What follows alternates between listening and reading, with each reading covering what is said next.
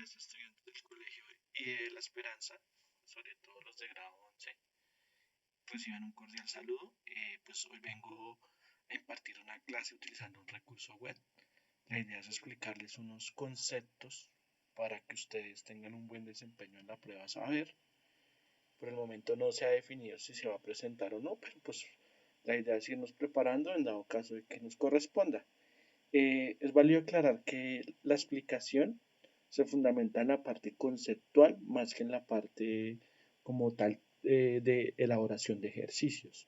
Entonces vamos a continuar con los temas que se han venido trabajando en las lecturas y en las guías que se han trabajado desde que comenzó la cuarentena. Entonces, básicamente el tema que vamos a trabajar es electricidad y magnetismo. Entonces, ya había trabajado algo previamente, sin embargo voy a hacer como un recorderis para que ustedes tengan claro los conceptos, que es lo que en este momento nos importa más. Entonces vamos a ver el concepto de fuerza eléctrica. Entonces, para hablar de fuerza eléctrica, necesariamente se hace indispensable trabajar el concepto de carga. ¿Qué es la carga? Es una propiedad intrínseca de la materia. Todo lo que nos rodea tiene carga. Podámosla ver o no, pero tiene carga.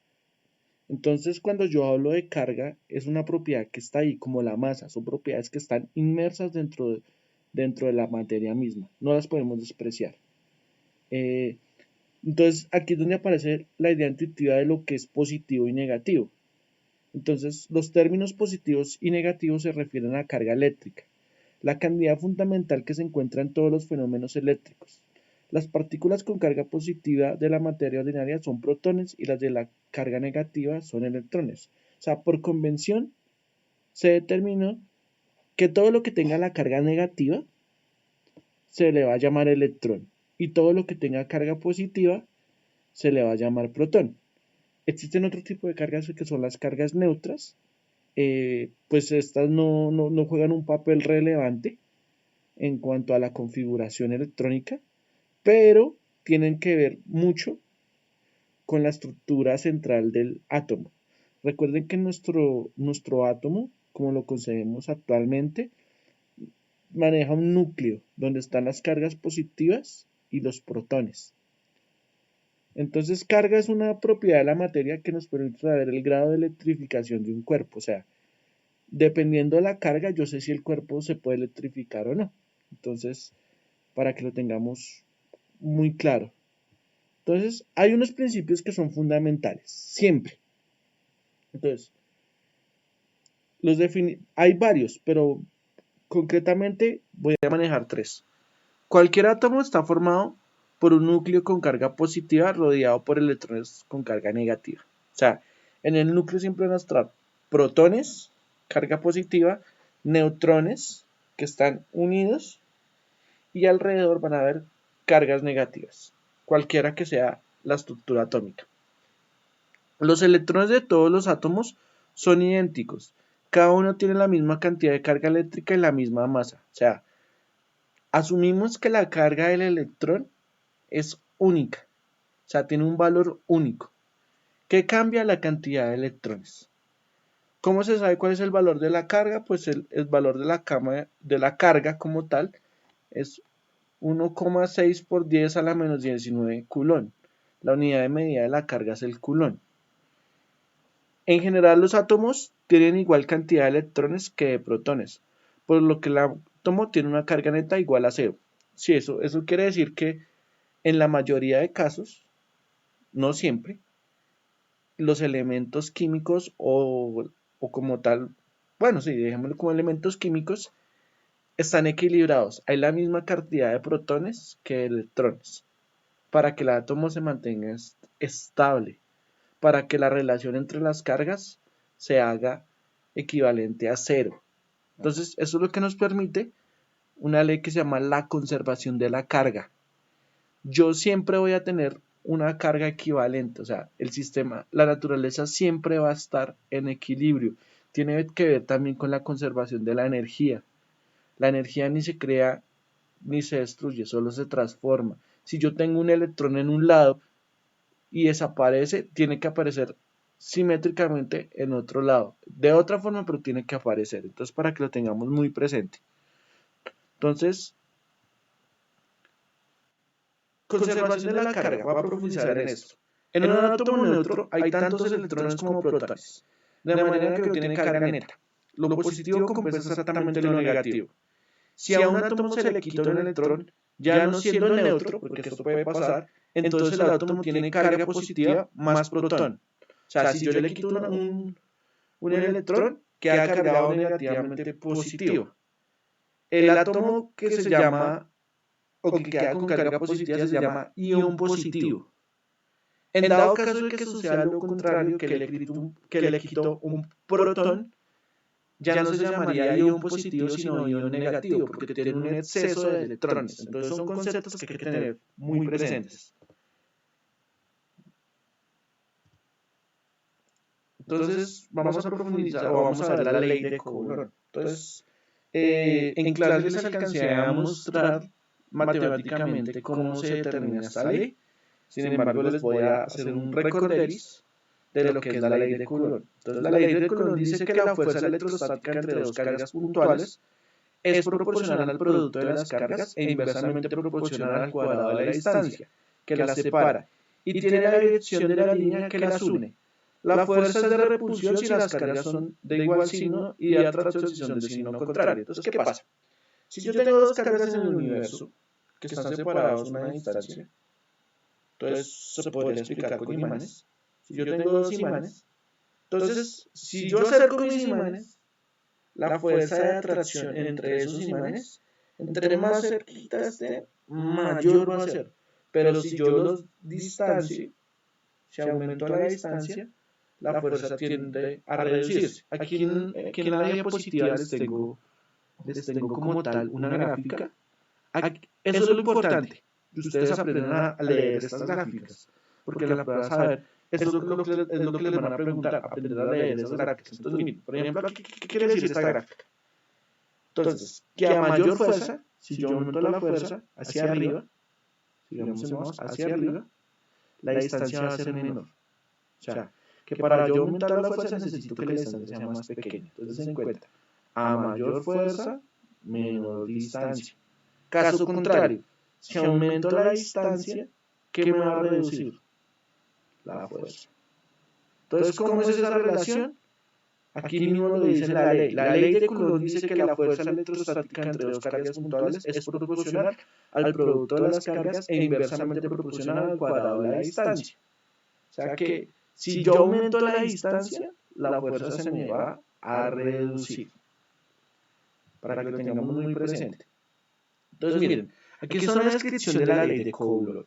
Entonces, miren, tenemos F, que es la fuerza. Cualquier fuerza en el universo o cualquier interacción se mide en una unidad que se llama los newtons.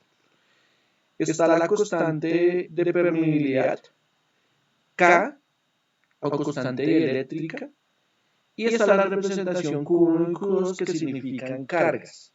R sería la distancia de separación. Entonces, esa es la descripción de la ley de Coulomb que la alcanzamos a trabajar en clase. Entonces, la ley de Coulomb, miren. Entonces, aquí, ¿qué pasa? Si estas dos cargas son positivas, se van a ¿qué? A repeler, porque tienen el mismo signo. Entonces, una coge para un lado y la otra coge para el otro lado. Caso contrario, si las cargas son de signos contrarios, por ejemplo, esta es positiva y esta es negativa, se van a ¿qué? A atraer. ¿Y cómo se atraen? Pues con relación a esta ecuación, la que tenemos acá. Entonces, esto es como un recorderis de algo que ya habíamos visto, entonces para que ustedes lo tengan muy presente, apreciados estudiantes. Ahora voy a introducir un concepto que es un poco ambiguo, inclusive tiene una matemática bien estructurada, pero me voy a centrar como en la parte conceptual, que es el concepto de campo eléctrico. ¿Qué es el campo eléctrico? Para que exista interacción de cargas es necesario que haya como un espacio en el cual se preste esa interacción. Muchas veces ese espacio nosotros no lo visualizamos, pero ese espacio existe. Entonces, ¿para qué me sirve el campo eléctrico? Se representa con la letra E. Entonces, campo eléctrico determina la intensidad del campo resultante en un punto cualesquiera. Entonces, lo que yo hago es que cojo las dos cargas, las pongo a interactuar, pero en medio de esas dos defino una vaina que se llama carga de prueba. Y mido con relación a esa carga de prueba dónde están los otros campos. Entonces, el campo eléctrico E es una cantidad vectorial que existe en todo el punto del espacio. El campo eléctrico es en una posición indica la fuerza que actuaría sobre una carga puntual positiva unitaria si estuviera en esa posición. Entonces, por decirlo así, ustedes ven Dragon Ball Z, el campo eléctrico sería como cuando los Saiyajin elevan su ki y sale como una aura, tiene que ver explícitamente con eso. Cuando se generan cargas, se generan como ciertas auras que se pueden detectar. Eso es lo que se podría decir que es el campo eléctrico de una manera muy coloquial. Entonces, existen unos conceptos que son los conceptos de líneas de campo. Pero antes de venir acá, les quiero mostrar cómo funciona esa regla para las líneas de campo, porque hay una estructura propia. Entonces póngale cuidado. Yo tengo una carga positiva y una carga negativa. La convección me dice que las líneas, eso se llaman líneas equipotenciales, siempre van a salir de la carga positiva, salen, o sea, la flechita siempre sale y llegan a la carga negativa. Esa es la forma. Salen del positivo y llegan al negativo. No se puede hacer de otra manera. Salen del positivo y entran al negativo. Entonces aquí les tengo como un ejemplo más puntual. Entonces miren, aquí tenemos la interacción de una carga positiva. Entonces, ¿cómo son las líneas? Van saliendo para un lado, para el otro, para un lado, para el otro, para un lado, para el otro. ¿Cómo son las líneas de campo? Entonces, si tenemos dos positivas, pues nunca se van a tocar porque se van a repeler. Entonces, ¿cómo sería el campo? Sería saliente. Entonces, miren, si ve que las líneas salen, aquí en esta la podemos visualizar. Salen. Entonces, cosa contraria en las líneas de campo o los dipolos. ¿Por qué se llaman dipolos? Porque son dos. Entonces, positivo y negativo. Entonces, miren, salen del positivo y necesariamente las líneas entran al negativo. Si ustedes comparan, si que aquí siempre van a salir, aquí salen, pero entran. Salen, pero entran. Por convención, esto es lo que se maneja siempre. Del positivo al negativo. El positivo siempre sale. El negativo recepciona. Entonces, el campo eléctrico existe cuando existe una carga. Con solo una carga, el campo ya existe. Entonces, el campo, perdón, me perdí. Y se representa en el vínculo entre esta y la otra carga al momento de determinar las interacciones entre ambas y las fuerzas ejercidas. Tiene carácter vectorial. Vectorial quiere decir que se representa con un vector que tiene dirección, magnitud y sentido. Y se representa por medio de líneas de campo. Si la carga es positiva, el campo eléctrico es radial, o sea, sale. Y si es negativa, es radial y entra. ¿Listo? Entonces, para que tengamos. Entonces, negativo siempre entra, positivo siempre sale. Entonces, la ecuación con la que se calcula el campo tiene que ver con la ley de Coulomb. Entonces, el campo es igual a la constante eléctrica por la carga de prueba sobre el cuadrado de la distancia. Entonces, yo si quiero calcular el campo entre dos cargas, tengo que calcular primero el campo para una y el campo para otra. ¿Qué variaría? El valor de Q. Entonces tendríamos que darle valores a esto. Lo voy a hacer en un ejercicio previo que voy a hacer posteriormente. Pero entonces la idea es que nos quede claro el concepto. Del concepto de campo eléctrico se deriva algo que es muy importante, que es la diferencia de potencial. Coloquialmente nosotros manejamos la diferencia de potencial con un nombre que se llama el voltaje. ¿Qué es el voltaje? Es como el trabajo. Recuerden que Coulomb me representa la fuerza. Y siempre que yo genero una fuerza en una distancia determinada, se genera un trabajo. Entonces el voltaje tiene que ver con el trabajo eléctrico. Porque aquí todas las unidades que ustedes vieron en décimo, en cursos anteriores, empiezan a tomar una relevancia especial. Entonces, la diferencia de potencial entre dos puntos A y B de un campo eléctrico es el valor escalar que indica el trabajo que se debe realizar para mover una carga Q0 Desde A hasta B, la unidad en la que se mide el potencial es el voltio. Entonces, siempre se representa con la B mayúscula, así como la ven acá grande. Entonces, miren, la B. ¿Cómo se calcula el campo? Pues es fácil. Constante eléctrica, la carga sobre la distancia, ojo, sobre la distancia, pero no al cuadrado. Esto toma otra nueva unidad. ¿Cómo se llama esa nueva unidad? El voltio. ¿Qué es el voltio? El trabajo. Básicamente el trabajo que hace una carga eléctrica. Entonces, conceptualmente, ¿qué significa voltaje? Trabajo. Entonces, básicamente, esta era la información que quería o sea, explicarles. No profundicé en los conceptos porque próximamente voy a hacer un ejercicio de tablero donde les voy a explicar con dos ejemplos puntuales los dos temas.